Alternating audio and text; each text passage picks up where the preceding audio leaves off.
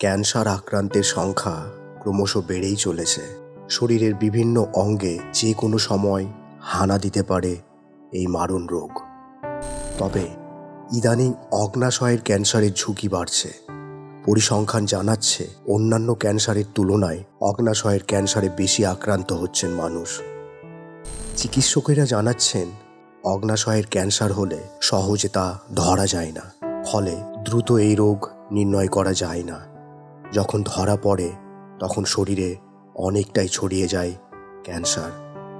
National health সার্ভিসের report অনুযায়ী diabetes, অতিরিক্ত ওজন, ধূমপানের অত্যধিক প্রবণতা পেটের ক্যান্সার ডেকে আনে। তবে যে কারণেই হোক, সতর্ক থাকতে এই ক্যান্সারের লক্ষণগুলি আমাদের জেনে নেওয়া দরকার। তাহলে দ্রুত চিকিৎসা শুরু করা সম্ভব হবে। 1. খাওয়া দাওয়ায় একটু অনিয়ম হলেই বদহজমের সমস্যা হওয়া খুবই সাধারণ বিষয়। তবে এই সমস্যা সাময়িক। যদি দেখেন ওষুধ খাওয়ার পরেও মাঝে মাঝে এই সমস্যা মাথাচাড়া দিয়ে উঠছে, তাহলে কিন্তু চিন্তার বিষয়। বদহজমও কিন্তু অগ্নাশয় ক্যান্সারের প্রাথমিক লক্ষণ।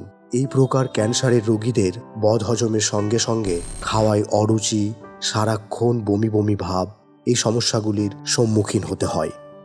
2. যেসব রোগীর এই ক্যান্সার ধরা পড়ে তাদের বেশিরভাগই চিকিৎসকের কাছে যান পেটে ব্যথার সমস্যা নিয়ে।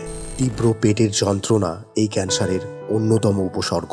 কিছু খাওয়ার পর বা শুয়ে থাকা অবস্থায় এই যন্ত্রণা আরও অসহনীয় হয়ে ওঠে।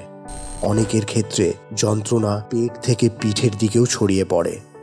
3. ঘন ঘন জন্ডিসে আক্রান্ত হলে কিন্তু সেটি মোটেই ভালো লক্ষণ নয়।